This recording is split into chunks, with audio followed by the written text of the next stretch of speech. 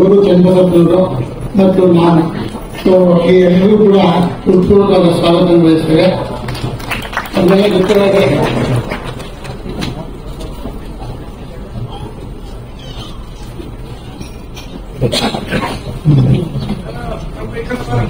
ನಮ್ಮೆಲ್ಲ ಗೊತ್ತಿರಾಗೆ ನಾವು ಅಪ್ಲಿಕೇಶನ್ ಕರೆಯೋದಿಲ್ಲ ಯಾರಿಗೂ ಕೂಡ.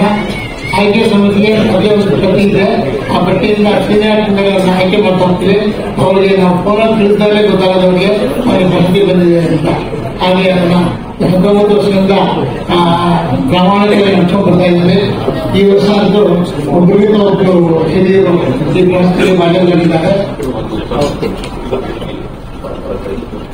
ಆ ಪರಿಚಯವನ್ನು ಮಾಡ್ಬಿಟ್ಟಿದ್ದಾರೆ. ಪುಸ್ತಕವನ್ನು ಕೂಡ ಪ್ರಿಂಟ್ ಮಾಡಿಕೊಂಡಿದ್ದೀವಿ. ಅದರಲ್ಲಿ ಅವರಲ್ಲಿ ಸುದೀರ್ಘ ಪರಿಚಯ ಬಂದಿದೆ. ಶ್ರೀ ಸಿದ್ದಲಿಂಗಪ್ಪನವರು, ಗೌರಿಯಪ್ಪ ಧಮಾಣಿಯವರು, ಸಿಪಿ ಸಿದ್ದಾಶ್ರಮ ಅವರು, ಸುಶೀಲಾ ಸೌಕರ್ಯವರು, MS ಶ್ರೀರಾಮ್ ಅವರು, MV ತ್ಯಾಗರಾಜ್ ಅವರು ಮತ್ತು ಸಂಗಮೇಶ್ ಉಪಾಸೆಯವರು ಮತ್ತು ಜೀವಮಾನ ಶಾಸ್ತ್ರ ಶ್ರೀ ವೀರಣ್ಣ ರಾಜೀವ್ ಅವರು ಅವರೆಲ್ಲರೂ ಎಲ್ಲರ ಪರವಾಗಿ ಪೂರ್ವಕವಾದ ಸ್ವಾಗತವನ್ನು ನಡೆಸ್ತಾರೆ. ಎಲ್ಲರಿಗೂ ಸುಸ್ವಾಗತ. ಹಾಗೆ ಸೋಮಣ್ಣ ಹೇಳಿದ್ದೆ, ನಾನು ಹೇಳಿದ 20,000 ಮಾತು ಸತ್ಯ ಆಯಿತು ಅಂತ. ಸಿದ್ದರಾಮಯ್ಯನವರು ಮಾಜಿ ಮುಖ್ಯಮಂತ್ರಿಗಳು, ಹಾಗೆ ಈಗ ಸಭೆಯವರು ಪ್ರಸಾದ್ ಬೊಮ್ಮಾಯಿಯವರು ಮಾಜಿ ಮುಖ್ಯಮಂತ್ರಿಗಳು, ನಾನು ಭಾವಿ ಮುಖ್ಯಮಂತ್ರಿ ಹೇಳಿದ್ದಾರೆ ಅಂತ ಹೇಳಿದೆ. ಎಲ್ಲರೂ ಸೋಮವಾರದವರು ಎಲ್ಲರೂ ತಗೊಳ್ತಿರ್ತಾರೆ. ಆವಾಗ ಸೋಮವಾರ 2 ಕಡೆ ಎಲೆಕ್ಷನ್ ಸೋತು, ಇದು ಸಿದ್ದರಾಮಯ್ಯ ಎದುರುಗಡೆ ಸೋತು ಸಿದ್ಧರಿದ್ದರು. ಅವರು ದೇವರಿಂದ ಕೇಂದ್ರದ ಮುಖ್ಯರಾಗಿದ್ದಾರೆ. ಸೊ ನಾನು ಹೇಳಿದ ಮಾತು ಅವರು ನಿಜ ಆಗಿದೆ ಸರ್. ಸ್ವಲ್ಪ ಸರ್ ನಮ್ಮಂತ ಹೆಮ್ಮೆ ಆಗಿದೆ ಸರ್.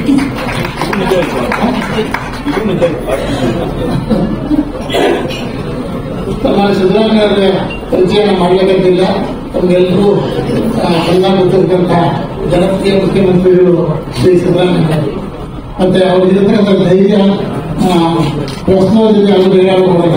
ಅವ್ರ ಪ್ರಶ್ನೆ ಧೈರ್ಯ ಧೈರ್ಯ ಪ್ರಶ್ನೋದ್ಯತೆ ಇಲ್ಲಿರ್ತಕ್ಕಂಥ ಮುಖ್ಯಮಂತ್ರಿಗಳು. ರಾಮರಾಜ್ಯ ಬರುತ್ತೆ ಅಂತ ಹೇಳ್ತಾರೆ. ರಾಮರಾಜ್ಯ ಬರುತ್ತೆ ಗೊತ್ತಿಲ್ಲ. ನಮ್ಮಂತೂ ಸಿದ್ದರಾಮ ರಾಜ್ಯ ನಮ್ಮದು. ಶ್ರೀ ಸಿದ್ದರಾಮಯ್ಯವರು ಸಿದ್ದರಾಮ ಹೊಂದಿ ಸಣ್ಣ ಗ್ರಾಮದಿಂದ ಬಂದು ಸ್ವಪ್ರಯತ್ನದಿಂದ ಇವತ್ತು ದೇಶದ ಧ್ವನಿಯಾಗಿ ಇಲ್ಲಿ ಗಮನಿಸ್ತಾ ಇದ್ದಾರೆ.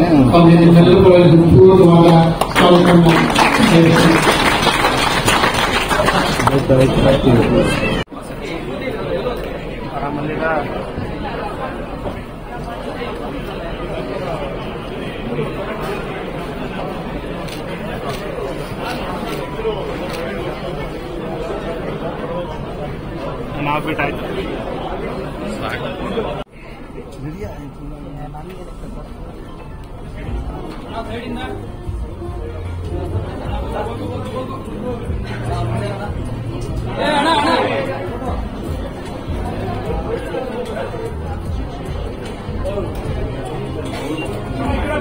ಶ್ರೀ ಬಸವರಾಜ ಬೊಮ್ಮಾಯಿ ಅವರು ಈಗ ತನ್ನ ವೇದಿಕೆಗೆ ಆಗಮಿಸಿದ್ದಾರೆ.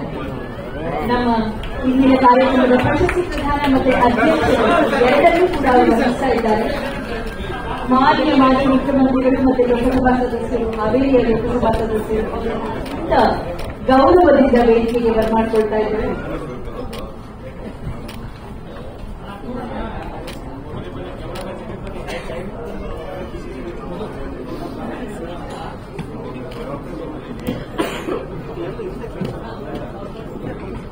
ಈ ಸಮಾರಂಭದ ಅಧ್ಯಕ್ಷತೆಯನ್ನು ವಹಿಸಿರುವ ಸನ್ಮಾನ್ಯ ಬಸವರಾಜ ಬೊಮ್ಮಾಯಿ ಅವರು ಸಮಾರಂಭಕ್ಕೆ ಬಂದಿದ್ದಾರೆ.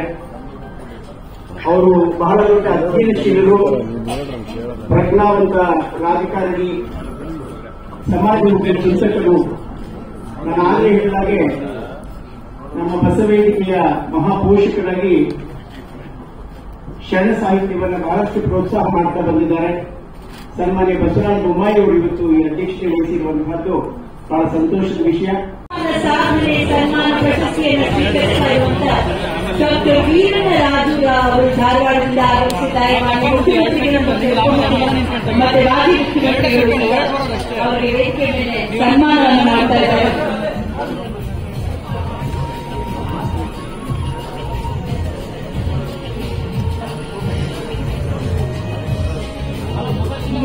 ಹಿರಿಯ ಪ್ರಶಸ್ತಿ ಪುರಸ್ಕೃತರಿಗೆ ರಮಣಶ್ರೀ ಪ್ರತಿಷ್ಠಾನದ ಪರವಾಗಿ ಹಾಗೆ ನೆರೆದಿರುವಂತಹ ಎಲ್ಲ ಜನಸಮೂಹದ ಪರವಾಗಿ ಹೃತ್ಪೂರ್ವಕ ಅಭಿನಂದನೆಗಳನ್ನು ತಿಳಿಸ್ತಾ ಇದ್ದೇವೆ.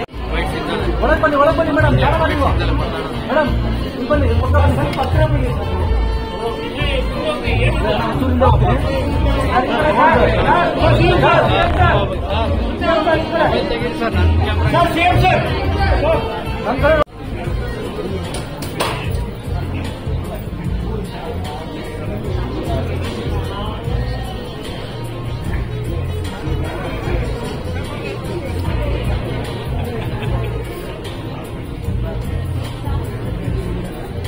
ಮಾನ್ಯ ಮುಖ್ಯಮಂತ್ರಿಗಳಾದ ಶ್ರೀ ಸಿದ್ದರಾಮಯ್ಯ ಅವರು ಹಾಗೆ ಮಾಜಿ ಮುಖ್ಯಮಂತ್ರಿಗಳಾದಂಥ ಬಸವರಾಜ ಬೊಮ್ಮಾಯಿ ಅವರು ವೇದಿಕೆಯಲ್ಲಿ ಇಂದಿನ ರಮಣಶ್ರೀ ಶರಣ ಉತ್ತೇಜನ ಪ್ರಶಸ್ತಿ ಪುರಸ್ಕೃತರನ್ನ ಸನ್ಮಾನಿಸ್ತಾ ಇದ್ದಾರೆ. ಹಾಗೆ ರಮಣಶ್ರೀ ಶರಣ ವಿಶೇಷ ಪ್ರೋತ್ಸಾಹ ಪ್ರಶಸ್ತಿ ಪುರಸ್ಕೃತರಾದಂಥ ಡಾಕ್ಟರ್ ಸಂತೇಶ್ ವಾಸೆ ಅವರು ಕೂಡ ವೇದಿಕೆಯಲ್ಲಿದ್ದಾರೆ. ಪ್ರಶಸ್ತಿ ಪುರಸ್ಕೃತರಿಗೆಲ್ಲ ನೆರೆದಿರುವಂತಹ ಎಲ್ಲ ಜನಸಮೂಹದ ಪರವಾಗಿ ಹಾರ್ದಿಕ ಅಭಿನಂದನೆಗಳನ್ನು ತಿಳಿಸ್ತಾ ಇದ್ದೇವೆ.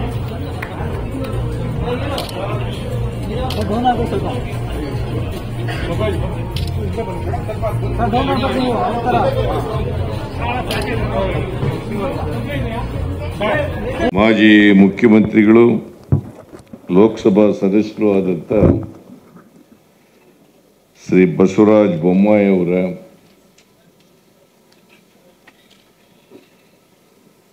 ಗೌರವ ಸಲಹೆಗಾರರಾದಂಥ ಶ್ರೀ ಗೋರುಚ ಅವರ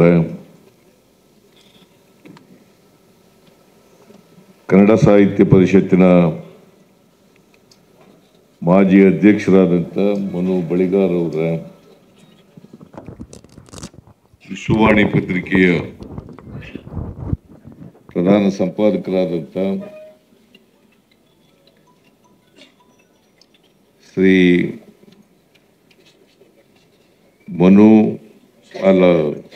ವಿಶ್ವೇಶ್ವರ ಭಟ್ ಅವರ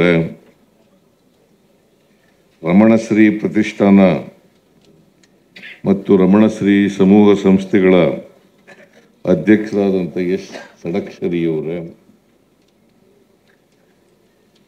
ಅಖಿಲ ಭಾರತ ಶರಣ ಸಾಹಿತ್ಯ ಪರಿಷತ್ತಿನ ಅಧ್ಯಕ್ಷರಾದಂಥ ವಿ ಸೋಮಶೇಖರ್ ಅವರ ಶ್ರೀ ರಾಜೂರವರ ವೇದಿಕೆ ಮೇಲಿರ್ತಕ್ಕಂಥ ಇತರ ಆಹ್ವಾನಿತ ಗಣ್ಯರ ಇಲ್ಲಿ ಭಾಗವಹಿಸಿರ್ತಕ್ಕಂಥ ಆತ್ಮೀಯ ಬಂಧು ಭಗಿನಿಯರ ಮಾಧ್ಯಮದ ಗೆಳೆಯರೇ, ಇವತ್ತು ಅಖಿಲ ಭಾರತ ಶರಣ ಸಾಹಿತ್ಯ ಪರಿಷತ್ತು ಮತ್ತು ರಮಣಶ್ರೀ ಪ್ರತಿಷ್ಠಾನ ಇವೆರಡೂ ಸೇರಿ ರಮಣಶ್ರೀ ಶರಣ ಪ್ರಶಸ್ತಿ ಪ್ರದಾನ 2024 ಹಮ್ಮಿಕೊಂಡಿದ್ದಾರೆ. ಕಳೆದ ವರ್ಷನೂ ಕೂಡ ನಾನು ಈ ಕಾರ್ಯಕ್ರಮದಲ್ಲಿ ಭಾಗವಹಿಸಿದ್ದೆ. ಬಸವರಾಜ ಬೊಮ್ಮಾಯಿ ಅವರು ಕೂಡ ಬಂದಿದ್ದರು ಆ ಕಾರ್ಯಕ್ರಮಕ್ಕೆ. ಈ ಸಾರಿನೂ ಬಂದಿದ್ದಾರೆ. ನನಗೆ ಬರಲೇಬೇಕು ಅಂತೇಳಿ ವಿಶ್ವೇಶ್ವರ ಭಟ್ ಅವರು ಮತ್ತು ಷಡಕ್ಷರಿಯವರು ಬಂದು ಕರೆದಿದ್ರು. ಹಾಗಾಗಿ ಸಾಮಾನ್ಯವಾಗಿ ಬಸವಣ್ಣನವರ ಕಾರ್ಯಕ್ರಮಕ್ಕೆ ನಾನು ತಪ್ಪಿಸ್ಕೊಳ್ಳಲ್ಲ. ಶರಣ ಸಾಹಿತ್ಯ ಅಂತಂದ್ರೆ ಬಸವಾದಿ ಶರಣರಿಂದ ಮೂಡಿ ಬಂದಂತ ಒಂದು ಸಾಹಿತ್ಯ. ಹಾಗಾಗಿ ನಾನು ಯಾವ ಕಾರಣಕ್ಕೂ ಕೂಡ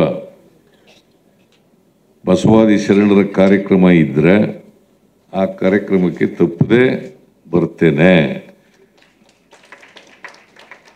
ಆಮೇಲೆ ಬಸವಣ್ಣವರ ವಿಚಾರಗಳಿದ್ದಾವಲ್ಲ, ಅವರ ತತ್ವಾದರ್ಶಗಳಿದ್ದಾವಲ್ಲ, ಅವುಗಳನ್ನು 100ಕ್ಕೆ 100 ಪಾಲನೆ ಮಾಡೋಕ್ಕಾಗದೇ ಇದ್ರೂ ಕೂಡ ಪಾಲನೆ ಮಾಡ್ತಕ್ಕಂಥ ಪ್ರಯತ್ನವನ್ನು ಮಾಡ್ತೇನೆ ಅಂತಕ್ಕಂಥ ಮಾತುಗಳನ್ನು ಈ ಸಂದರ್ಭದಲ್ಲಿ ಹೇಳಲಿಕ್ಕೆ ಬರುತ್ತೆ.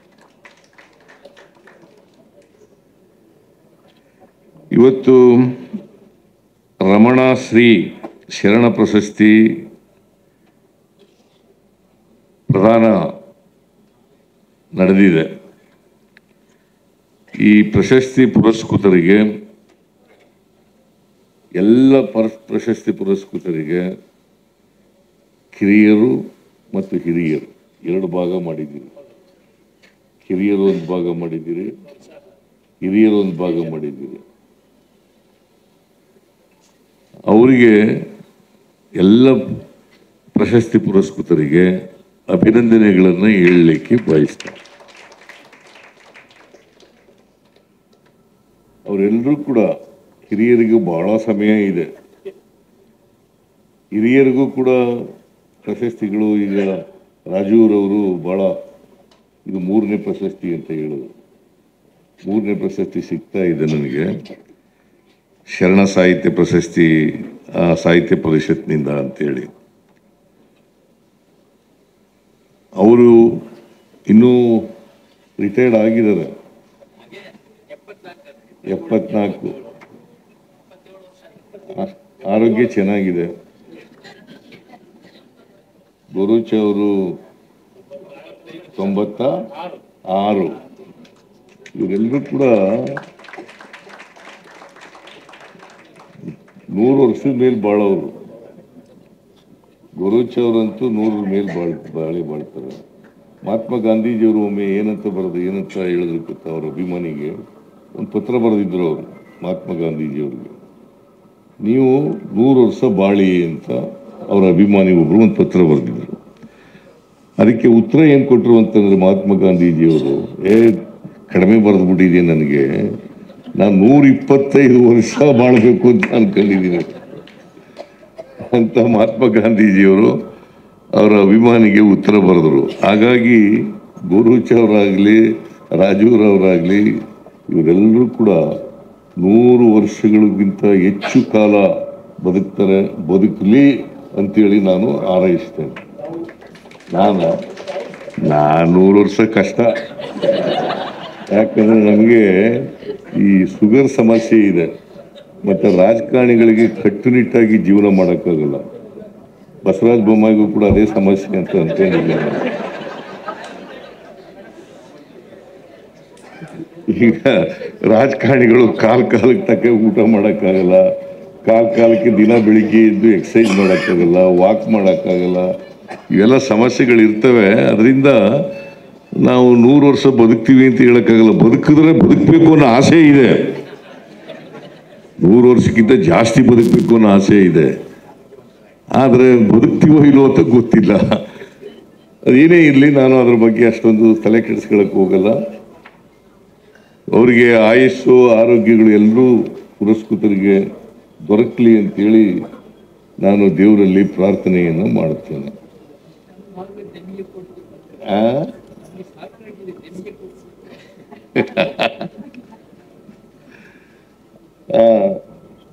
ಎನಿವೆ, ಈ ಶರಣ ಸಾಹಿತ್ಯ ಪರಿಷತ್ನವರು ಮತ್ತು ರಮಣಶ್ರೀ ಪರಿಷತ್ನವರು ಇಬ್ಬರು ಸೇರಿ ಪ್ರತಿ ವರ್ಷ ಪ್ರಶಸ್ತಿಗಳನ್ನು ಕೊಡ್ತಾ ಬಂದಿದ್ದಾರೆ. ಯಾರು ಶರಣ ಸಾಹಿತ್ಯ ಕ್ಷೇತ್ರದಲ್ಲಿ ಹೆಚ್ಚು ಕೆಲಸ ಮಾಡ್ತಾರೆ, ಪ್ರಾರಂಭ ಮಾಡಿದ್ದಾರೆ, ಸಾಹಿತ್ಯ ಕೆಲಸ ಮಾಡ್ತಾರೆ, ಅವರನ್ನ ಪ್ರೋತ್ಸಾಹಿಸ್ತಕ್ಕಂಥದ್ದು ಬಹಳ ಉತ್ತಮವಾದಂಥ ಕೆಲಸ. ಯಾಕಂದ್ರೆ ಪ್ರೋತ್ಸಾಹಿಸಬೇಕು. ಬಸವಾದಿ ಶರಣರ ವಿಚಾರಗಳಿದಾವಲ್ಲ, ಇಡೀ ಜಗತ್ತಿಗೆ ತಲುಪಬೇಕು. ಅವು ಬರೀ ನಮಗಷ್ಟಕ್ಕೆ ಸೀಮಿತವಾಗಿ ತಲುಪೋದ್ರ ಸಾಲದಿಲ್ಲ, ಅವು ಇಡೀ ಜಗತ್ತಿಗೆ ತಲುಪಬೇಕು. ಮತ್ತೆ ಬಸವಾದಿ ಶರಣರು ವಿಚಾರಗಳಿದಾವಲ್ಲ, ಅದನ್ನ ಜೀವನದಲ್ಲಿ ಅಳವಡಿಸ್ಕೊಳ್ತಕ್ಕಂಥ ಪ್ರಯತ್ನವನ್ನ ನಾವು ಮಾಡಿದಾಗ ಮಾತ್ರ ಬಸವಾದಿ ಶರಣರಿಗೆ ಗೌರವವನ್ನು ಸಲ್ಲಿಸಿದಾಗ. ಇದನ್ನ ಪ್ರತಿಯೊಬ್ಬರು ಕೂಡ ಮಾಡಬೇಕು. ಬಸವಣ್ಣ ಮತ್ತು ಅವರ ಅನುಯಾಯಿಗಳು ಅವರ ಕೊಡುಗೆ ಇದೆಯಲ್ಲ ನಮ್ಮ ಸಮಾಜಕ್ಕೆ ಅಪಾರವಾದಂಥ ಕೊಡುಗೆ ಕೊಟ್ಟಿರ್ತಕ್ಕಂಥದ್ದು, ಅಪಾರವಾದಂಥ ಕೊಡುಗೆ. ಯಾಕಂದರೆ ನಮ್ಮ ಸಮಾಜದಲ್ಲಿ ಹೇಳಿ ಕೇಳಿ ಜಾತಿ ವ್ಯವಸ್ಥೆ ಇದೆ. ಆ ಜಾತಿ ವ್ಯವಸ್ಥೆಯಿಂದ ಲಕ್ಷಾಂತರ ಜನ ಅಕ್ಷರ ಸಂಸ್ಕೃತಿಯಿಂದ ವಂಚಿತರಾದರು.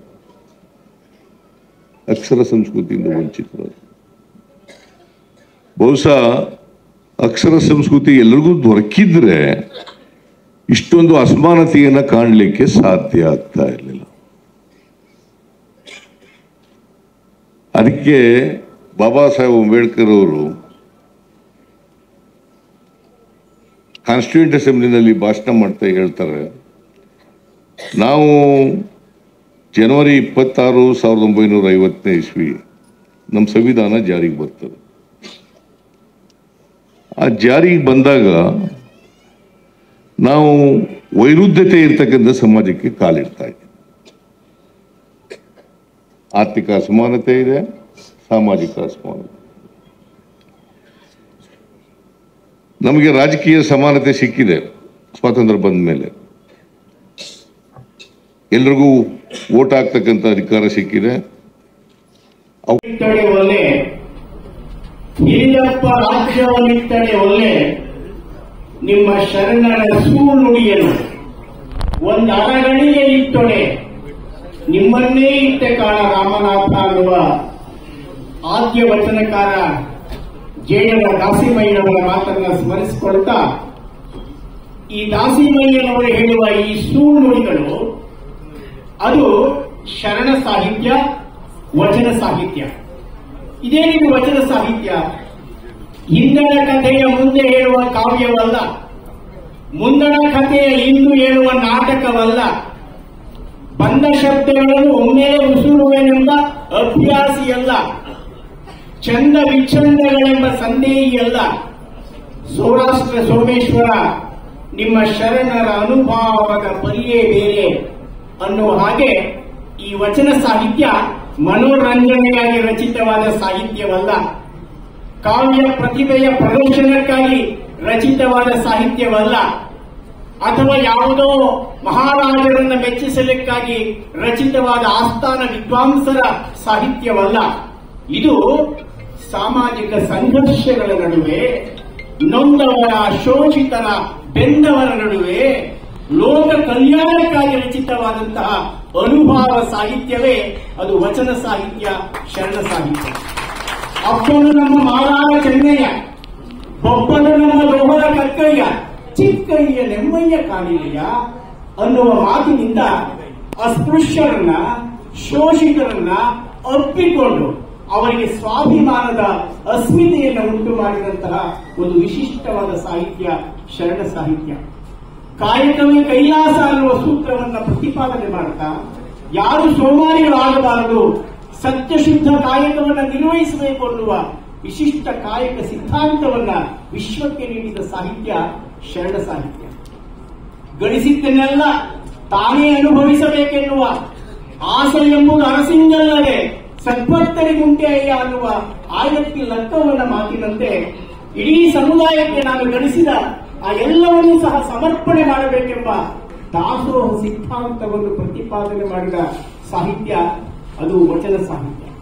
ಅಷ್ಟೇ ಅಲ್ಲ, ಕಲ್ಲನಾಗರ ಕಂಡರೆ ಹಾಲನೆರೆ ಎಂಬರೆಯ, ಗಿಡದನಾಗರ ಕಂಡರೆ ಕೊಲ್ಲುಕೊಳ್ಳೆಂಬರೆಯ, ಉಣುವ ಜಂಗಮ ಬಂದರೆ ನಡೆ ನಡೆ ಎಂಬರೆಯ, ಉಣದ ಲಿಂಗಕ್ಕೆ ಬೋಣವ ಹಿಡಿವರೆಯ ಅನ್ನುವ ಈ ದಾಂಭಿಕತೆಯನ್ನ, ಮೂಢನಂಬಿಕೆಯನ್ನ ನಿರ್ಮೂಲನೆ ಮಾಡುವ ದಿಸೆಯಲ್ಲಿ ವೈಚಾರಿಕ ಸಾಹಿತ್ಯವನ್ನು ಪ್ರತಿಪಾದನೆ ಮಾಡುತ್ತಾ ಜನರಿಗೆ ಈ ಮಧ್ಯವರ್ತಿಗಳಿದ್ರಲ್ಲ, ಭಕ್ತ ಮತ್ತು ಭಗವಂತನ ನಡುವೆ ಇದ್ದಂತಹ ಮಧ್ಯವರ್ತಿಗಳನ್ನೆಲ್ಲ ನಿರ್ಮೂಲನೆ ಮಾಡಿ ದೇಹವೇ ದೇವಾಲಯ ಎನ್ನುವ ಸಂಸ್ಕೃತಿಯನ್ನು ಕೊಟ್ಟಂತಹದ್ದು ಈ ವಚನ ಸಾಹಿತ್ಯ.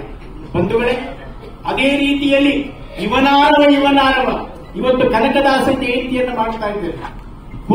ಕುಲವೆಂದು ಹೊಡೆದಾಡಲಿರಿ, ನಿಮ್ಮ ಕುಲದ ನೆಲೆಯನ್ನೇನಾದರೂ ಬಲ್ಲಿರ ಅಂತ ಹೇಳಿದ ಕನಕದಾಸ. ಅಂತಹ ದಾಸ ಸಾಹಿತ್ಯ, ವಚನ ಸಾಹಿತ್ಯ ನಮ್ಮ ನಾಡಿನ ಸಾಹಿತ್ಯದ ಎರಡು ಕಣ್ಣುಗಳಿದ್ದ ಹಾಗೆ. ಹೀಗೆ ವಚನ ಸಾಹಿತ್ಯ, ಶರಣ ಸಾಹಿತ್ಯ ಕಾಯಕ ಸಿದ್ಧಾಂತವನ್ನ, ವೈಚಾರಿಕತೆಯನ್ನ, ದಾಸೋಹ ಸಿದ್ಧಾಂತವನ್ನ ಮತ್ತು ವಿಶೇಷವಾಗಿ ಮಾನವೀಯ ಮೌಲ್ಯಗಳನ್ನ ಪ್ರತಿಪಾದನೆ ಮಾಡಿದ ಸಾಹಿತ್ಯ. ಇದು ಲೋಕ ಕಲ್ಯಾಣಕ್ಕಾಗಿ ರಚನೆ ಮಾಡಿದ ಸಾಹಿತ್ಯ ಅಲ್ಲ. ಇವರೆಲ್ಲ ಗುಹೆಯಲ್ಲಿ ಕುಳಿತುಕೊಂಡು ಎಲ್ಲೋ ಒಂದು ಕಡೆ ಏಕಾಂತದಲ್ಲಿ ಕುಳಿತುಕೊಂಡು ರಚಿತವಾದ ಸಾಹಿತ್ಯವಲ್ಲ. ಸಮಾಜದ ನಡುವೆ ಅವರ ಕಷ್ಟ ಸುಖಗಳನ್ನ, ಅವರ ಸಮಸ್ಯೆಗಳನ್ನ ಅರ್ಥ ಮಾಡಿಕೊಂಡು ರಚನೆಯಾದಂತಹ ಸಾಹಿತ್ಯ.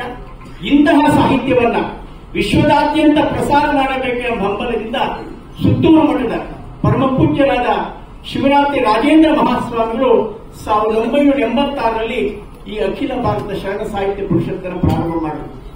ಅಂದಿನಿಂದ ಇಲ್ಲಿನವರೆಗೆ ಈ ಶರಣ ಸಾಹಿತ್ಯ ಪರಿಷತ್ತು ಸದ್ದುಗದ್ದಲ ಇಲ್ಲದೆ ಅನೇಕ ಶರಣ ಸಾಹಿತ್ಯ ಸಮ್ಮೇಳನಗಳನ್ನ, ಸಂಕೀರ್ಣಗಳನ್ನ ಏರ್ಪಡಿಸ್ತಾ ಬಂದಿದೆ. ನನ್ನ ಮನವಿ ಇಷ್ಟೇ, ಈ ದಾಸ ಸಾಹಿತ್ಯ, ಶರಣ ಸಾಹಿತ್ಯ ಜನಮಾನಸದಲ್ಲಿ ಬೆಳಗಬೇಕು. ಆಗೊಂದು ಸ್ವಾಸ್ಥ್ಯ ಸಮಾಜವನ್ನು ನಾವು ಕಟ್ತೇವೆ. ಶರಣರ ಆಶಯ ಇದ್ದದ್ದೇ ಹಾಗೆ ಸುಂದರ, ಸಮಾನತೆಯ, ಸ್ವಾಭಿಮಾನದ ಒಂದು ಸಮಾಜವನ್ನ. ಸನ್ಮಾನ್ಯ ಮುಖ್ಯಮಂತ್ರಿಗಳಾದ ಸಿದ್ದರಾಮಯ್ಯನವರು ಅವರು ಸಾಂಸ್ಕೃತಿಕ ನಾಯಕ ಅಂತೇಳಿ ಬಸವಣ್ಣನವರನ್ನ ಘೋಷಣೆ ಮಾಡಿ ಒಂದು ನಾಡಿಗೆ ಒಂದು ದೊಡ್ಡ ಸಂದೇಶ. ಅದಕ್ಕಾಗಿ ನಿಮ್ಮೆಲ್ಲರ ಪರವಾಗಿ ನಾನು ಅಖಿಲ ಭಾರತ ಶರಣ ಸಾಹಿತ್ಯ ಪರಿಷತ್ತಿನ ಪರವಾಗಿ ಅವರು ಹೃತ್ಪೂರ್ವಕವಾದಂತಹ ಅಭಿನಂದನೆ ಸಲ್ಲಿಸುತ್ತೇನೆ. ಅವರು ಹೋದಡೆಯಲ್ಲೆಲ್ಲ ಅವರ ಉಪನ್ಯಾಸಗಳಲ್ಲಿ, ಮಾತುಗಳಲ್ಲಿ ಶರಣರ ಮಾತುಗಳನ್ನು ಉಲ್ಲೇಖಿಸ್ತಾ ಇರ್ತಾರೆ. ಅವರ ಆಡಳಿತದಲ್ಲಿ ಬಸವಣ್ಣನವರ ತತ್ವಾದರ್ಶಗಳನ್ನ ಅಳವಡಿಸಿಕೊಂಡಿದ್ದಾರೆ. ಅಂತಹ ಸಿದ್ದರಾಮಯ್ಯನವರು ಇವತ್ತು ಈ ಸಮಾರಂಭಕ್ಕೆ ಬಂದು ಈ ಪ್ರಶಸ್ತಿಗಳನ್ನು ಕೊಡ್ತಾ ಇರ್ತಕ್ಕಂಥದ್ದು ಬಹಳ ಪ್ರಶಂಸನೀಯ. ಮತ್ತೊಂದು ಅವರಲ್ಲಿ ಮನವಿಯನ್ನು ಮಾಡುತ್ತೇನೆ. ಯಾಕೆಂದ್ರೆ ಬೇಡಿದರೆ ಯಾರು ಬೇಡಬೇಕು?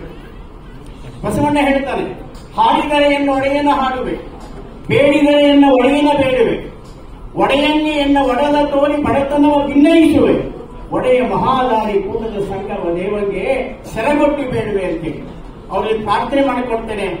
ದಯವಿಟ್ಟು ನಮ್ಮ ಶರಣ ಸಾಹಿತ್ಯ ಪರಿಷತ್ತಿನ ಕಡೆ ತಮ್ಮ ಗಮನ ಬರಲಿ. ನಾವು ಅನೇಕ ಕಾರ್ಯಕ್ರಮಗಳು ಮಾಡ್ತಾ ಇದ್ದೇವೆ, ಆದರೆ ಹಣಕಾಸಿನ ಕೊರತೆಯಿಂದಾಗಿ ಈ ಶರಣ ಸಾಹಿತ್ಯ ಪರಿಷತ್ತು ತನ್ನ ವಿಸ್ತೃತವಾದ ಆಶಯಗಳನ್ನ ಅನುಷ್ಠಾನ ಮಾಡಲಿಕ್ಕೆ ಸಾಧ್ಯ ಆಗ್ತಾ ಇಲ್ಲ. ಮೊನ್ನೆ ನಾವು ಗೋರು ಚಂದ್ರಸಪ್ಪನವರು, ಷಡಕ್ಷಿಯವರೆಲ್ಲ ಹೋಗಿ ಸನ್ಮಾನ್ಯ ಮುಖ್ಯಮಂತ್ರಿ ಭೇಟಿ ಮಾಡಿ ಈ ಶರಣ ಸಾಹಿತ್ಯ ಪರಿಷತ್ತಿಗೆ ಒಂದು ಶಾಶ್ವತ ಅನುದಾನವನ್ನು ಹೆಚ್ಚಿಗೆ ಕೇಳ್ತಾ ಇಲ್ಲ, ಕೇವಲ 2 ಕೋಟಿ. ನಮ್ಮ ರಾಜ್ಯದ ಬಜೆಟ್ 2 ಲಕ್ಷ ಕೋಟಿ. ಸಂಸ್ಕೃತಿಗೆ 1,000 ಕೋಟಿ ಕೊಟ್ಟರೆ ಕೇವಲ 0.5% ಕೊಟ್ಟಂತಾಗುತ್ತೆ. ಸಂಸ್ಕೃತಿಯನ್ನು ಬೆಳೆಸದೆ ಸಮಾಜವನ್ನು ಬೆಳೆಸಲಿಕ್ಕೆ ಸಾಧ್ಯ ಇಲ್ಲ. ಎಲ್ಲಿ ಸಂಸ್ಕೃತಿ ಇದೆ ಅಲ್ಲಿ ಅಭಿವೃದ್ಧಿ ಜೀರ್ಣ ಮಾಡಿಕೊಳ್ತೇವೆ, ಅಲ್ಲಿ ಒಂದು ಸತ್ಯಶುದ್ಧವಾದ ಬದುಕನ್ನು ಕಟ್ಟಿಕೊಳ್ತೇವೆ.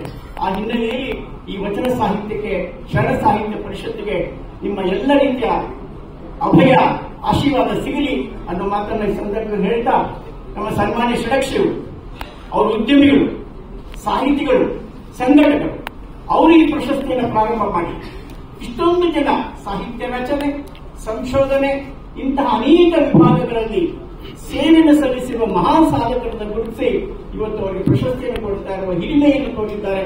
ನನ್ನ ಅಣ್ಣ ಷಡಕ್ಷರಿಗೆ ಹೃತ್ಪೂರ್ವಕ ಅಭಿನಂದನೆ ಸಲ್ಲಿಸಿ, ಆಯ್ಕೆ ಸಮಿತಿಯ ಸದಸ್ಯರಾದ ಸನ್ಮಾನ್ಯ ಹಿರಿಯ ಗೋರು ಚಂದ್ರಸಪ್ಪನವರು, ಮನು ಬಳಿಗಾರ್ ಅವರು, ಹಾಗೆ ಸನ್ಮಾನ್ಯ ವಿಶ್ವೇಶ ಭಟ್ರು ಎಲ್ಲ ಬಂದಿದ್ದೀರಿ. ನಿಮ್ಮೆಲ್ಲರಿಗೆ ಸ್ವಾಗತ ವಹಿಸ್ತಾ, ವಿಶೇಷವಾದ ವೀರಣ್ಣರಾಜರು ನಾವು ಇವತ್ತು ಜೀವಮಾನ ಸಾಧನೆ ಪ್ರಶಸ್ತಿ ಕೊಡ್ತಾ ಇದ್ದೇವೆ. ಶರಣ ಸಾಹಿತ್ಯದ ವಚನ ಸಂಪುಟಗಳ ರಚನೆಯಲ್ಲಿ ಕಲಬುರಗಿ ನಂತರ ವಿಶಿಷ್ಟವಾದ ಸೇವೆಯನ್ನು ಮಾಡುತ್ತಾ ಇರುವ ಮಹಾನ್ ಸಾಧಕ ಅಂದ್ರೆ ಡಾಕ್ಟರ್ ವೀರಣ್ಣರಾಜರು. ಹಾಗೆ ಎಲ್ಲ ಸಾಧಕರು ಇದೀಗ ಚಿಗುರೊಡಿತಾ ಇರುವಂತಹ ಸಾಹಿತ್ಯ ಪ್ರತಿಭೆಗಳಿಗೆ ಹಾಗೂ ಗರಿಷ್ಠವಾಗಿ ಪಕ್ವವಾಗಿರುವ ಮನಸ್ಸುಗಳಿಗೆ ಎರಡೂ ವರ್ಗದ ಹೊಸ ಚಿಗುರು ಹಳೆಬೇರು ಅನ್ನುವ ಹಾಗೆ ಎರಡೂ ವರ್ಗದ ಜನರಿಗೆ ಒಂದು ಪ್ರಶಸ್ತಿಯನ್ನು ಕೊಡ್ತಾ ಇದ್ದೇವೆ. ತಾವೆಲ್ಲ ಬಂದಿದ್ದೀರಿ. ಮತ್ತೊಮ್ಮೆ ನಾನು ಸನ್ಮಾನ್ಯ ಸಿದ್ದರಾಮಯ್ಯನವರು, ಅವರ ಬಗ್ಗೆ ನನಗೆ ಅಪಾರವಾದ ಪ್ರೀತಿ. ಅವರು ಮೊದಲ ಬಾರಿ ಮುಖ್ಯಮಂತ್ರಿಗಳಾದಾಗ ಅವರು ಪ್ರಮಾಣ ವಚನ ಸ್ವೀಕಾರ ಮಾಡಿದ್ದು ಬಸವ ಜಯಂತಿಯ ದಿವಸ. ಅಷ್ಟೇ ಅಲ್ಲ, ಬೊಮ್ಮಾಯಿಯವರು, ಸೋಮಣ್ಣವರು, ನಾವು ಮತ್ತು ಷಡಕ್ಷರಿ ನಾವೆಲ್ಲ ಪದಾಧಿಕಾರಿಗಳಾಗಿರ್ತಕ್ಕಂಥ ಬಸವ ವೇದಿಕೆಯ ಪ್ರಥಮ ಬಸವ ಜಯಂತಿ ಕಾರ್ಯಕ್ರಮಕ್ಕೆ ಅವರು ಮುಖ್ಯಮಂತ್ರಿಗಳಾದ ಮೇಲೆ ಭಾಗವಹಿಸಿ ಅದಕ್ಕೊಂದು ಶೋಭೆಯನ್ನು ತಂದುಕೊಟ್ಟು ಅಂತಹ ಒಬ್ಬ ಬಸವ ಅಭಿಮಾನಿಗಳಾದ ಸಿದ್ದರಾಮಯ್ಯನವರಿಗೆ ಮತ್ತೊಮ್ಮೆ ನಿಮ್ಮೆಲ್ಲರ ಪರವಾಗಿ, ಸಾಹಿತ್ಯ ಪರಿಷತ್ತಿನ ಪರವಾಗಿ ಸ್ವಾಗತವನ್ನ, ಅಭಿನಂದನೆ ಸಲ್ಲಿಸಿ ಸನ್ಮಾನ್ಯ ಬೊಮ್ಮಾಯಿ ಹೊರಟಿದ್ದಾರೆ. ಅವರಿಗೂ ನಾನು ಸ್ವಾಗತವನ್ನು ಬಯಸುತ್ತೇನೆ. ನಮಸ್ಕಾರ. ಸನ್ಮಾನ್ಯ ಎಸ್ ಷಡಕ್ಷರಿ ಅವರೇ, ಡಾಕ್ಟರ್ ಸಿ ಸೋಮಶೇಖರ್ ಅವರೇ, ಮಾನ್ಯ ವಿಶ್ವೇಶ್ವರ ಭಟ್ರವರೇ, ಡಾಕ್ಟರ್ ನಾಡೋಜ ಗೋರು ಚನ್ನಬಸಪ್ಪನವರೇ, ನಮ್ಮ ಷಡಕ್ಷರಿ ಅಣ್ಣವರು ನಾಡೋಜ ಆಗಿದ್ದಾರೆ ಈಗ, ಆದ್ದರಿಂದ ಅವರು ನಾಡೋಜ ಷಡಕ್ಷರಿ ಅಣ್ಣವರೇ, ವೇದಿಕೆ ಮೇಲಿರುವ ಎಲ್ಲ ಅವರ ಕುಟುಂಬದ ಸದಸ್ಯರೇ, ಡಾಕ್ಟರ್ ವೀರಣ್ಣ ರಾಜು ಹಾಗೂ ಸಿದ್ದಾಶ್ರಮ್ ಮತ್ತು ಇನ್ನಿತರ ಎಲ್ಲ ಶೀಲಾ ಮೇಡಮ್, ಎಲ್ಲ ಪ್ರಶಸ್ತಿ ವಿಜೇತರೆ, ಬಂದಂತ ಎಲ್ಲ ಗಣ್ಯಮಾನ್ಯರೇ, ಮಾಧ್ಯಮದ ಸ್ನೇಹಿತರೆ, ಈ ಆಯ್ಕೆ ಪ್ರಕ್ರಿಯೆ ಹೇಗೆ ನಡೀತಿತ್ತು ಅನ್ನೋದ್ರ ಬಗ್ಗೆ ಒಂದೆರಡು ಮಾತು ಹೇಳಬೇಕಂತಂದ್ರು. ಈಗಾಗಲೇ ಅದನ್ನ ಡಾಕ್ಟರ್ ಸಿ ಸೋಮಶೇಖರ್ ಸ್ವಲ್ಪ ಪ್ರಸ್ತಾಪ ಮಾಡಿದ್ದಾರೆ. ಸರ್ಕಾರದ ಹಂತದಲ್ಲಿ ಕಳೆದ 40 ವರ್ಷ ನಾವು ಸೇವೆ ಮಾಡಿದ ಇಂತಹ ಆಯ್ಕೆಗಳನ್ನ ನಾನು ಸೋಮಶೇಖರ್ ಅವರು ಸಾಕಷ್ಟು ಮಾಡಿದ್ದೇವೆ. ಆದರೆ ಕಳೆದ 38 ವರ್ಷದಿಂದ ಸುತ್ತೂರು ಶ್ರೀಗಳು ಸ್ಥಾಪಿಸಿದಂತ ಮೊದಲಿನ ಶ್ರೀಗಳು ಪೂಜ್ಯ ರಾಜೇಂದ್ರ ಮಹಾಸ್ವಾಮಿಗಳು ಸ್ಥಾಪಿಸಿದಂತ ಈ ಒಂದು ಅಖಿಲ ಭಾರತ ಶರಣ ಸಾಹಿತ್ಯ ಪರಿಷತ್ತು, ಅದರ ಜೊತೆಗೆ ಕಳೆದ 18-19 ವರ್ಷದಿಂದ ಮಾನ್ಯ ಷಡಕ್ಷರಿಯವರ ರಮಣಶ್ರೀ ಪ್ರತಿಷ್ಠಾನ ನಾಡಿನಲ್ಲಿ ಶರಣ ಸಾಹಿತ್ಯಕ್ಕೆ, ಅದರ ಪ್ರಚಾರ ಮಾಡಲಿಕ್ಕೆ, ಸಂಗೀತಕ್ಕೆ, ಸಂಶೋಧನೆಗೆ, ಆಧುನಿಕ ವಚನ ರಚನೆಗೆ ಮತ್ತು ಕೆಲವೊಂದು ಸಂಘ ಸಂಸ್ಥೆಗಳಿಗೆ ಇದರಲ್ಲಿ ಸೇವೆ ಮಾಡಿದಂಥವರಿಗೆ ಗುರುತಿಸಿ ಸನ್ಮಾನ ಮಾಡಬೇಕು, ಪುರಸ್ಕಾರ ಮಾಡಬೇಕು ಅಂತ ಹೇಳಿ ಆ ಉದ್ದೇಶದಿಂದ ಸ್ಥಾಪಿತವಾದಂಥ 2 ಸಂಸ್ಥೆಗಳಿವೆ. ಅಖಿಲ ಭಾರತ ಶರಣ ಸಾಹಿತ್ಯ ಪರಿಷತ್ತು ನನಗೆ ಕೊಡಮಾಡುತ್ತಿರುವ 3ನೇ ಪ್ರಶಸ್ತಿ.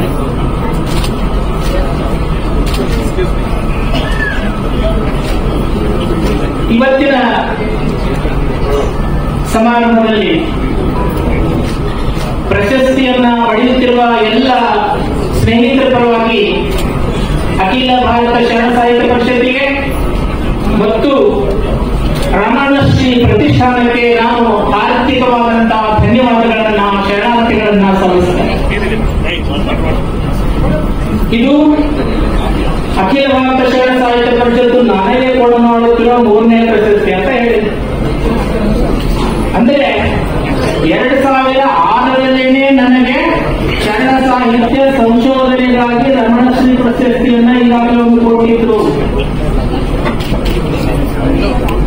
2017ರೊಳಗ ನಾಡೋಜ ಗೌರು ಚನ್ನಬಸಪ್ಪನವರ ಹೆಸರಿನಲ್ಲಿ ಇರ್ತಕ್ಕಂಥ ಶರಣ ನಾಡೋಜ ಗೌರವಚರಣ ಪ್ರಶಸ್ತಿಯನ್ನು ಸಹಿತ ನನಗೆ ನೀಡಿದ್ರು. ಇವತ್ತು 2024ರಲ್ಲಿ ಈಗ ಜೀವಮಾನದ ಸಾಧನೆಗಾಗಿ ಈ ಪ್ರಶಸ್ತಿಯ ಗೌರವಕ್ಕೆ ನನ್ನನ್ನು ಪಾತ್ರನನ್ನಾಗಿ ಮಾಡಿದಂತಹ 2 ಸಂಸ್ಥೆಗಳಿಗೆ ನಾನು ಅತ್ಯಂತ ಭಕ್ತಿಯಿಂದ ನನ್ನ ಶರಣಾರ್ಥಿಗಳನ್ನ ಸಲ್ಲಿಸುತ್ತೇನೆ. ಈಗಾಗಲೇ ಪ್ರಶಸ್ತಿ ಆಯ್ಕೆ ಸಮಿತಿಯವರು ಹೇಳಿದ್ರು, ಯಾರಿಂದಲೂ ಸಹಿತ ಅರ್ಜಿ ತಗೊಳ್ಳಾರ್ದೇನೆ ನಿಜವಾದ ಸಾಧಕರನ್ನ ನಾವು ಆರಿಸ್ತೀವಿ ಅನ್ನುವಂಥದ್ದು ಸರಿಯಾಗಿದೆ. ಹಾಗಾಗಿ ನಾನು ಅನ್ಕೊಂಡಿದ್ದೀನಿ ಏನಂದ್ರೆ, ಇದು ನನಗೆ ಬಯಸದೇ ಬಂದ ಭಾಗ್ಯ. ಇದುವರೆಗೆ ಬಂದಂತ ಯಾವುದೇ ಪ್ರಶಸ್ತಿ ಇರಬಹುದು, ಅದು ಸರ್ಕಾರದ ಬಸವಶ್ರೀ ಪ್ರಶಸ್ತಿ ಇರಬಹುದು, ಸಾಹಿತ್ಯ ಅಕಾಡೆಮಿಗಳ ಪ್ರಶಸ್ತಿಗಳು ಇರಬಹುದು, ರಾಜ್ಯೋತ್ಸವ ಪ್ರಶಸ್ತಿ ಇರಬಹುದು. ಯಾವ ಪ್ರಶಸ್ತಿಗೂ ನಾನು ಅರ್ಜಿ ಹಾಕಲಿಲ್ಲ, ಯಾರನ್ನೂ ಕೇಳಿಕೊಳ್ಳಿಲ್ಲ. ತಾನೇ ತಾನಾಗಿ ಕೆಲಸ ಮಾಡ್ಕೋತಾ ಹೋದ್ರೆ ಯಾವ ಪ್ರಶಸ್ತಿ ನಾವು ಬರ್ತಾವ ಅನ್ನುವಂತ ಇದ್ರೊಳಗೆ ನನಗೆ ಸಿದ್ಧಾಂತದೊಳಗೆ ನಂಬಿಕೆ ಇಟ್ಕೊಂಡಂತ ನಾನು ಎಲ್ಲ ಪ್ರಶಸ್ತಿಗಳು ತಾವಾಗೆ ಬಂದದನ್ನ ನಾನು ಬಯಸದೇ ಬಂದ ಭಾಗ್ಯ ಅಂತ ಸ್ವೀಕಾರ ಮಾಡ್ತಾ ಬಂದಿದ್ದೆ. ಚನ್ನಬಸವಣ್ಣವರ ಒಂದು ಮಾತು ಹೇಳ್ತಾರೆ, ಬಯಸಿ ಬಂದುದು ಅಂಗಭೋಗ, ಬಯಸದೇ ಬಂದುದು ಲಿಂಗಭೋಗ, ಅಂಗಭೋಗ ಅನರ್ಪಿತ, ಲಿಂಗಭೋಗ ಪ್ರಸಾದ. ಈ ಪ್ರಶಸ್ತಿಯನ್ನು ನಾವು ಪ್ರಸಾದ ರೂಪದಲ್ಲಿ ಸ್ವೀಕಾರ ಮಾಡಿದ್ದೇವೆ.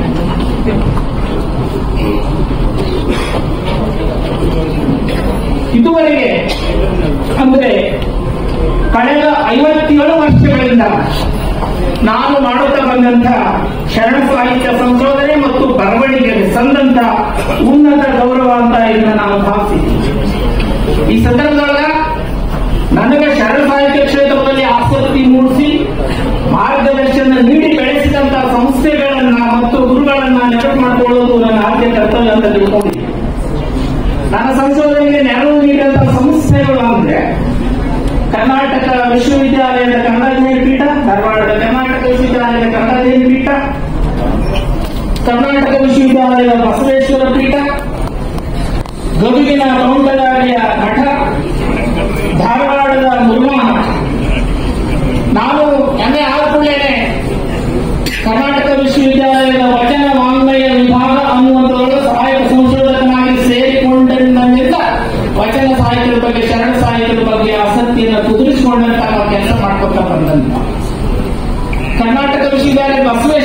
ಪೀಠದಲ್ಲಿ 22 ವರ್ಷ ಅಧ್ಯಕ್ಷನಾಗಿ ಕೆಲಸ ಮಾಡುವ ಹಿನ್ನೆಲೆಯಲ್ಲಿ ನಾನು ಶರಣ ಸಾಹಿತ್ಯ ಸೇವೆಯನ್ನು ಸಲ್ಲಿಸುತ್ತಾ ಬಂದೆ. ಹಾಗೆ ಗದಗಿನ ತೋಂಟದಾರ್ಯ ಮಠದೊಳಗ ಲಿಂಗಾಯತ ಅಧ್ಯಯನ ಸಂಸ್ಥೆ ಅನ್ನುವಂತಹ ಒಂದು ವಿಭಾಗ, ಅದರ ಅಡಿ ಒಳಗ ಡಾಕ್ಟರ್ ಎಂ ಕಲಬುರ್ಗಿಯವರ ಮಾರ್ಗದರ್ಶನದೊಳಗೆ ನಿರ್ದೇಶಕತ್ವ ಒಳಗ ಸಮಗ್ರ ಲಿಂಗಾಯತ ಅಪ್ರಕಟಿತ ಕೃತಿಗಳ ಪ್ರಕಟಣೆ ಯೋಜನೆ ಅನ್ನುವಂತಹ ಒಂದು ದೊಡ್ಡ ಯೋಜನೆಯನ್ನು ಹಾಕೊಂಡು ಅದರ ಅಡಿ ಒಳಗ ಕೆಲಸ ಮಾಡಿಕೊಟ್ಟ ಬಂದ. ಹಾಗೆಯೇ ಮುರುಘಾಮಠದ ಬಾಲಯ್ಯ ಮಹಾಂತ ಶಿವಯೋಗೀಶ್ವರ ಗ್ರಂಥಮಾಲೆ ಅನ್ನುವುದರ ನಿರ್ದೇಶಕನಾಗಿ ಸುಮಾರು ಅಲ್ಲಿ ನಡೆದಂತಹ ಉಚಿತ ಪ್ರಸಾದ ನಿಲಯದ ಶತಮಾನೋತ್ಸವ ಸಮಾರಂಭದಲ್ಲಿ 112 ಪುಸ್ತಕಗಳನ್ನ ಏಕಕಾಲಕ್ಕೆ ಬಿಡುಗಡೆ ಮಾಡುವಂತಹ ರೀತಿಯಲ್ಲಿ ಪ್ರಧಾನ ಸಂಪಾದಕರಾಗಿ ಕೆಲಸ ಮಾಡಿದ್ದಾರೆ. ಹೀಗಾಗಿ ಈ ಕ್ಷೇತ್ರದೊಳಗ ನನ್ನನ್ನು ಸಂಪೂರ್ಣವಾಗಿ ತೊಡಗಿಸಿಕೊಳ್ಳಲಿಕ್ಕೆ ಎಲ್ಲ ಸಂಸ್ಥೆಗಳು ಪ್ರೇರಣೆಯನ್ನು ಕೊಟ್ಟಿದ್ದಾವ, ಪ್ರೋತ್ಸಾಹವನ್ನು ಕೊಟ್ಟಿದ್ದಾವ, ಮಾರ್ಗದರ್ಶನ ಮಾಡಿದ್ದಾವೆ. ಹೀಗಾಗಿ ಆ ಸಂಸ್ಥೆಗಳಿಗೆ ನಾನು ಈ ಪ್ರಶಸ್ತಿಯನ್ನ ರೂಪಿಸಲಿಕ್ಕೆ ಮನಸ್ಸು ಮಾಡಿದೆ. ಹಾಗೇನೆ ಡಾಕ್ಟರ್ ಆರ್ ಸಿ ರೇಮಠ್ ಅವರು ನನ್ನ ಗುರುಗಳು, ಕನ್ನಡ ಅಧ್ಯಯನ ಪೀಠದ ಹಿಂದಿನ ಅಧ್ಯಕ್ಷರು ಮತ್ತು ಕರ್ನಾಟಕ ವಿಶ್ವವಿದ್ಯಾಲಯದ ಮಾಜಿ ಕುಲಪತಿಗಳು. ವಿಶ್ವವಿದ್ಯಾಲಯಗಳ ಕನ್ನಡ ಅಧ್ಯಯನ ಪೀಠದ ಒಂದು ದೊಡ್ಡ ಯೋಜನೆಯನ್ನ ತಗೊಂಡಿದ್ರು. ಅವರ ಕಾಲಕ್ಕೆ ಕರ್ನಾಟಕ ವಿಶ್ವವಿದ್ಯಾಲಯಗಳ ಯುಜಿಸಿಯಿಂದ ಸಮಗ್ರ ವಚನ ಸಾಹಿತ್ಯ ಶೋಧನೆ, ಪರಿಷ್ಕರಣೆ, ಪ್ರಕಟಣೆ, ಪ್ರಸಾರ ಒಂದು ದೊಡ್ಡ ಯೋಜನೆಯನ್ನ ತಗೊಂಡಿದ್ರು. ಇವತ್ತು ನಾವೇನಾದರೂ ವಚನ ಸಾಹಿತ್ಯದ ಬಗ್ಗೆ ವಿಚಾರ ಮಾಡಬೇಕಾದ್ರೆ ಅದಕ್ಕೆ ಆಕರ ಸಾಹಿತ್ಯವನ್ನು ಒದಗಿಸಿದಂತ ನಿಜವಾದಂತಹ ಸಂಸ್ಥೆ ಅಂತಂದ್ರೆ ಕರ್ನಾಟಕ ವಿಶ್ವವಿದ್ಯಾಲಯದ ಕನ್ನಡ ಅಧ್ಯಯನ ಪೀಠ ಆರ್ ಸಿ ರೇಮಠರ ನಿರ್ದೇಶನದಲ್ಲಿ ನಡೆದಂತಹ ವಚನ ಪ್ರಕಟಣೆಯ ಒಂದು ಯೋಜನೆ ಅಂತ ನಾನು ಹೇಳಿಕೆ ಇಷ್ಟಪಡ್ತೇನೆ. ಆ ಯೋಜನೆಯಲ್ಲಿ ನಾನು ಸಹಿತ ತೊಡಗಿಕೊಂಡು ವಚನ ವಾಂಗ್ಮಯ ವಿಭಾಗದಲ್ಲಿ ಸಂಶೋಧಕನಾಗಿ ತೊಡಗಿಕೊಂಡ ಕಾರಣವಾಗಿ ಅವರು ನನ್ನ ಮುಖ್ಯವಾದ ಮಾರ್ಗದರ್ಶಕರಾಗಿ.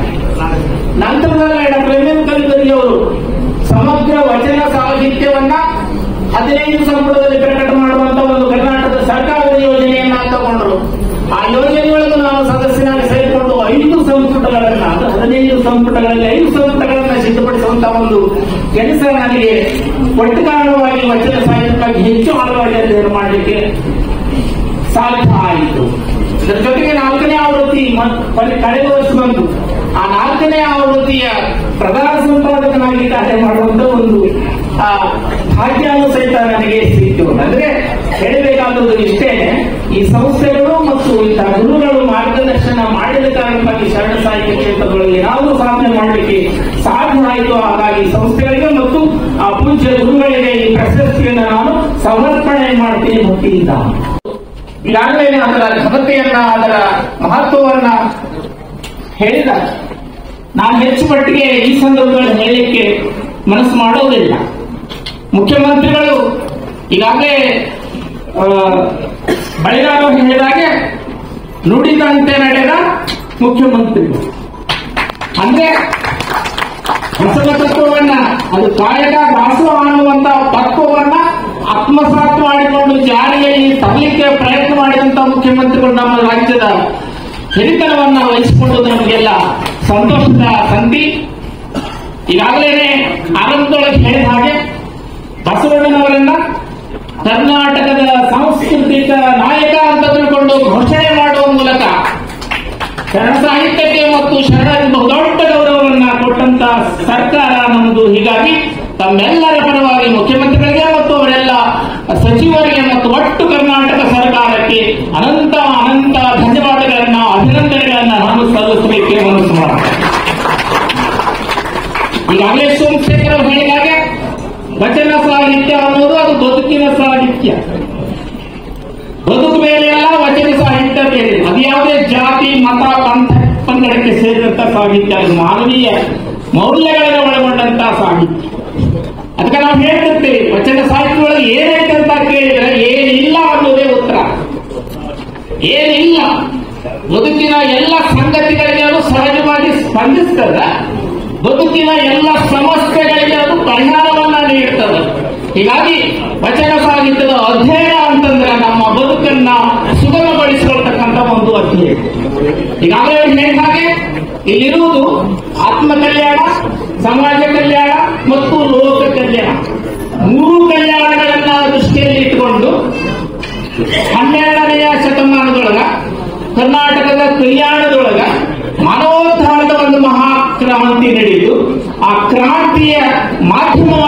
ವಚನ ಸಾಹಿತ್ಯ ಹುಟ್ಟಿತು. ಈ ವಚನ ಸಾಹಿತ್ಯದ ಅಧ್ಯಯನ ಇವತ್ತು ಎಷ್ಟರ ಮಟ್ಟಿಗೆ ವ್ಯಾಪಕವಾಗಿ ನಡೆದಲ್ಲ ಅಂತಂದ್ರೆ, ಗೋರುಚ ಒಂದು ಮಾತಿನಲ್ಲಿ ಹೇಳಿ ನಾವು ಮುಗಿಸ್ಬೇಕು. ಗೋರುಚ ಅವರು ಕರ್ನಾಟಕ ಸರ್ಕಾರಕ್ಕೆ ನಮ್ಮ ಮುಖ್ಯಮಂತ್ರಿಗಳು ಬಸವಣ್ಣನವರನ್ನ ಕರ್ನಾಟಕದ ನಾಯಕ ಅಂತ ಘೋಷಣೆ ಮಾಡಿದ ನಂತರ ಕರ್ನಾಟಕ ವಿಶ್ವವಿದ್ಯಾಲಯದ ಬಸವಪೀಠದೊಳಗ ಮೊಟ್ಟ ಮೊದಲಿಗೆ ಒಂದು ವಿಚಾರ ಸಂಕಿರಣ ನಡೆಸಿದ್ವಿ. 2 ದಿವಸದ ರಾಷ್ಟ್ರೀಯ ಮಟ್ಟ ಅಲ್ಲ, ಅಂತಾರಾಷ್ಟ್ರೀಯ ಮಟ್ಟದ ವಿಚಾರ ಸಂಕಿರಣ ನಡೆಸಿದ್ವಿ. ಅದರ ಪುಸ್ತಕ ಪ್ರಕಟ ಆಗಿದೆ, ನಾವು ಬಂದು ಮುಖ್ಯಮಂತ್ರಿಗಳಿಗೆ ಕೊಡ್ತೀವಿ ನಂತರ. ಅದಕ್ಕೆ ಆಶಯ ಭಾಷಣ ಮಾಡಿದಂತ ಗೌರಚ ಅವರನ್ನು ಮಾತು ಹೇಳ್ತಾರೆ. ಅಂದ್ರೆ ವಚನ ಸಾಹಿತ್ಯದ ಅಧ್ಯಯನದ ವ್ಯಾಪ್ತಿ ಇವತ್ತು ಎಷ್ಟರ ಮಟ್ಟಿಗೆ ನಡೆದದ ಅನ್ನೋದ್ರ ಬಗ್ಗೆ ಒಂದು ಮಾತು ಹೇಳ್ತಾರೆ, ಒಂದು ವಿಚಾರ ಸೀಮಿತವೆನಿಸಿದರು. ನನ್ನ ತಿಳುವಳಿಕೆಯಲ್ಲಿ ಹೇಳುವುದಾದರೆ ಬಹುಶಃ ವಚನ ಸಾಹಿತ್ಯ ಮತ್ತು ವಚನಕಾರರನ್ನು ಕುರಿತಂತೆ ಇದುವರೆಗೆ ನಡೆದಿರುವಷ್ಟು ಚರ್ಚೆ, ಚಿಂತನೆಗಳು, ಅಧ್ಯಯನ, ಸಂಶೋಧನೆಗಳು, ವ್ಯಾಖ್ಯಾನ, ವಿಮರ್ಶೆಗಳು, ಗೋಷ್ಠಿ, ಉಪನ್ಯಾಸಗಳು, ಪ್ರಕಟಣೆ, ಪ್ರಸಾರಗಳು ಬೇರಾವ ಸಾಹಿತ್ಯ ಪ್ರಕಾರದ ಬಗೆಗೂ ನಡೆದಿರುವಂತೆ ಕಾಣುವುದಿಲ್ಲ. ಅದಕ್ಕೆ ಕಾರಣ ವಚನಕಾರರ ವೈಚಾರಿಕತೆ ಮತ್ತು ವಚನ ಸಾಹಿತ್ಯದ ವೈಶಿಷ್ಟ್ಯತೆ. ಅವರು ಮುಂದುವರೆದು ಹೇಳ್ತಾರೆ, ವಚನ ಸಾಹಿತ್ಯ ಮನರಂಜನೆಯ ಸಾಹಿತ್ಯವಲ್ಲ, ಆತ್ಮಾನುಸಂಧಾನದ ಆವಿಷ್ಕಾರ. ಅದು ವಚನಕಾರರ ಮನದಿಂದ ಮೂಡಿದ್ದಲ್ಲ, ಹೃದಯದಿಂದ ಹೊರಹೊಮ್ಮಿದ್ದು. ಅದು ಕೇವಲ ಅಕ್ಷರ ಜ್ಞಾನದ ಉತ್ಪನ್ನವಲ್ಲ, ಅದು ಅನುಭವ ಜ್ಞಾನದ ಉದ್ಘೋಷ. ಎಂದರೆ 900 ವರ್ಷಗಳ ಹಿಂದೆ ಕಾಣಲಾಗದಾದರೂ ಸಹಿತ ಇಂದಿನ ಮತ್ತು ಮುಂದಿನ ಕಾಲದ ವೈಚಾರಿಕ ಒಳಗಡೆಗೆ ನಿಲ್ಲುವ ಸಲ್ಲುವ ಸಾಹಿತ್ಯ ಇದು ಆಗಿದ್ದ ವಚನ ಸಾಹಿತ್ಯದ ಬಗ್ಗೆ, ಅದರ ಹಿರಿಮೆಯ ಬಗ್ಗೆ, ಅದರ ಅಧ್ಯಯನದ ವ್ಯಾಪ್ತಿಯ ಬಗ್ಗೆ ಗೋವಿಂದ ಅವರು ಹೇಳಿದ ಮಾತುಗಳು ಅದರ ಘನತೆಯನ್ನ, ಅದರ ವ್ಯಾಪ್ತಿಯನ್ನ ಹೇಳ್ತವಂತ ಮಾತನ್ನು ಹೇಳ್ತಾ, ಈಗ ನಮ್ಮ ಸಿ ಸೋಮಶೇಖರ್ ಅವರು ಒಂದು ಮನವಿ ಮುಖ್ಯಮಂತ್ರಿಗಳ ಮುಂದೊಂದು ಮನವಿ, ನಾನು ಒಂದೆರಡು ನಮ್ಮ ವಿಶ್ವವಿದ್ಯಾಲಯ ನಮ್ಮ ಕನ್ನಡ ಅಧ್ಯಯನ ಪೀಠದಿಂದ ಬಸವಪೀಠದ ಬಗ್ಗೆ ಒಂದು ಮನವಿ ಕೊಡಲಿಕ್ಕೆ ಪ್ರಯತ್ನ ಮಾಡ್ತೀವಿ. ಬಸವಪೀಠ ಶರಣ ಸಮಾಜದ ದಾಸೋಹದಿಂದ ಆರಂಭವಾದಂತ ಒಂದು ಸಂಸ್ಥೆ. ಕರ್ನಾಟಕದೊಳಗೆ ಮೊಟ್ಟ ಮೊದಲ ಆರಂಭವಾದಂತದ್ದು ಬಸವಪೀಠ 50 ವರ್ಷದ ಒಂದು ಆಚರಣೆಯನ್ನ ಮೊನ್ನೆ ಮಾಡಿತು. ಅದಕ್ಕೆ ಯಾವುದೇ ರೀತಿಯ ಏಜೆಂಟು ಇಲ್ಲ. ಅದನ್ನ ನಡೆಸಲಿಕ್ಕೆ ನಾವು ಭಕ್ತರ ಅಂದ್ರೆ ದಾಸರಿಗಳ ಹತ್ರನೇ ಹೋಗ್ತಕ್ಕಂತ ಒಂದು ಸಮಸ್ಯೆ ಇದೆ. ಹಾಗಾಗಿ ಮಾನ್ಯ ಮುಖ್ಯಮಂತ್ರಿಗಳಲ್ಲಿ ತಾನು ವಿನಂತಿಸಿಕೊಳ್ಳೋದೇನಂದ್ರೆ, ಕರ್ನಾಟಕ ವಿಶ್ವವಿದ್ಯಾಲಯದ ಬಸವಪೀಠ ಅಷ್ಟೇನೇ ಅಲ್ಲ, ಎಲ್ಲೆಲ್ಲಿ ಬಸವ ಪೀಠಗಳೋ ಆ ಎಲ್ಲ ಬಸವ ಪೀಠಗಳು ಸದೃಢವಾಗಿ ಕೆಲಸ ಮಾಡಲಿಕ್ಕೆ ಸರ್ಕಾರದಿಂದ ಅನುದಾನವನ್ನು ನೀಡಬೇಕು ಅಂತ ತಿಳ್ಕೊಂಡು ಈ ಸಂದರ್ಭದೊಳಗೆ ನಾವು ಮನವಿಯನ್ನ ಮಾಡ್ಕೋತೀವಿ. ದಯವಿಟ್ಟು ಕ್ಷಮಿಸಿ. ಕೊನೆಯ ಮಾತು, ಇವತ್ತು ವಚನ ಸಾಹಿತ್ಯದ ವಚನಗಳ ಅಪಾರ್ಥ ಅಪಮೌಲ್ಯೀಕರಣದ ಕೆಲಸಗಳು ನಡೆದಿಲ್ಲ. ಅದನ್ನ ನಿಲ್ಲಿಸಬೇಕಾದವರು ಸಹಿತ ನಮ್ಮ ಆದ್ಯ ಕರ್ತವ್ಯ ಆಗಿದೆ. ವಚನ ಸಾಹಿತ್ಯದ ಪ್ರಸಾರ, ಪ್ರಕಟಣೆ ಇನ್ನಷ್ಟು ವ್ಯಾಪಕವಾಗಿ ನಡೀಬೇಕು. ನಾವೆಲ್ಲ ಆ ರೀತಿಯಲ್ಲಿ ಕೆಲಸ ಮಾಡ್ಕೊತ ಹೋಗ್ಬೇಕು ಅನ್ನುವಂತಹ ಒಂದು ಆಶಯವನ್ನ ವ್ಯಕ್ತಪಡಿಸ್ತಾ, ಈ ಸಂದರ್ಭದ ಜೀವಮಾನದ ಪ್ರಶಸ್ತಿಯನ್ನು ನೀಡಿ ನನ್ನನ್ನು ಗೌರವಿಸಬೇಕಾಗಿ ಶರಣ ಸಾಹಿತ್ಯ ಪರಿಷತ್ಗೆ ಮತ್ತು ರಮಣಶ್ರೀ ಪ್ರತಿಷ್ಠಾನಕ್ಕೆ ಷಡಕ್ಷರಿ ಅವರಿಗೆ ನಾನು ಅನಂತ ಶರಣಾರ್ಥಿಗಳನ್ನು ಸಲ್ಲಿಸಿ ನನ್ನ ಮಾತನ್ನು ತಿಳಿಸಲು ಶರಣಾರ್ಥಿ.